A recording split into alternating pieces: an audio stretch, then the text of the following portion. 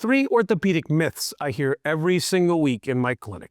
Myth number 1, cracking your knuckles causes arthritis. It does not. Stop worrying about it. Myth number 2, if I could walk on it, it's not broken. Tell that to the guy who walked 3 weeks on a hairline tibial fracture. Myth 3, surgery is always the last resort. Sometimes it's the smartest first move. Waiting too long on a torn rotator cuff can cost you years of function. You might not get it back. Follow if you want straight answers from an actual orthopedic surgeon instead of Dr. Google. More myths dropping this week.